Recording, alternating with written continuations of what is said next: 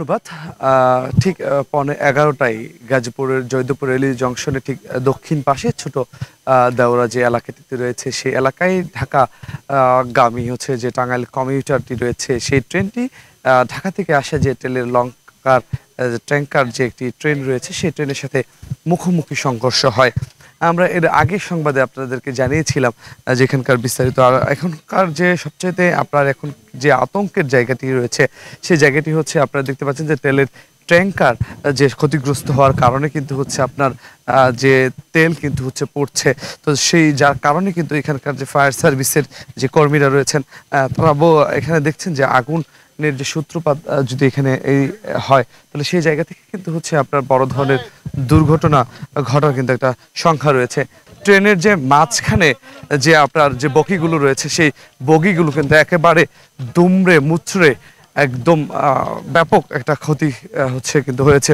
আপনি দেখতে পাচ্ছেন যে সেটি হচ্ছে আপনাদেরকে আমরা দেখাতে পেরেছি। অর্থাৎ হচ্ছে একেবারে খুব ভয়াবহ একটি পরিস্থিতি কিন্তু হচ্ছে তৈরি হয়েছে। অর্থাৎ হচ্ছে আজকে যেহেতু সাপ্তাহিক ছুটির দিন রয়েছে সেই ছুটির দিনের কারণে কিন্তু হচ্ছে আপনার যাত্রী সংখ্যা কম থাকার কারণে এখানকার যে আপনার এই যাত্রীদের আহত হওয়ার সংখ্যাটা কিন্তু হচ্ছে মানে একটু কম রয়েছে। অর্থাৎ হচ্ছে যে ৫ জন হচ্ছে গুরুতর আহত অবস্থায় রয়েছে তারা কিন্তু শহীদ তাজউদ্দিন আহমেদ মেডিকেল কলেজ হাসপাতালে ভর্তি রয়েছে।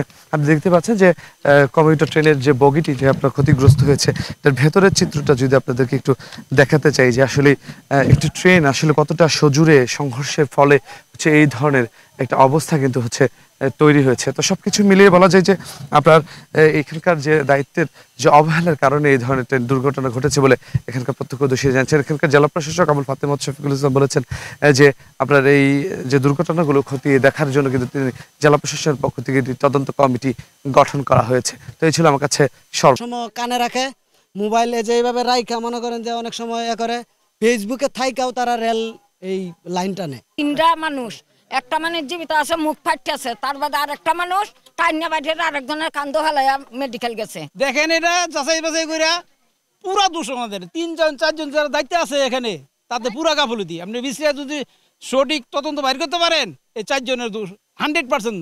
আমরা ফায়ার সার্ভিসের সহায়তা তেলটা বের করে নিরাপদে অন্য জায়গায় রাখার ব্যবস্থা করছি, যাতে আর এখান থেকে লোকজন সব সরিয়ে দিচ্ছি যাতে কোনো অগ্নিকাণ্ডের কোনো যেন মানে না থাকে, কোনো রকমের যাতে এরকম ব্যবস্থা না হয় আমরা সেইভাবে চেষ্টা করছি। আর ফায়ার সার্ভিস এখানে তারা সতর্ক আছে, যদি দুর্ঘটনা এরকম কোনো আলাদা না করে হয় ব্যবস্থা নেওয়া যাবে।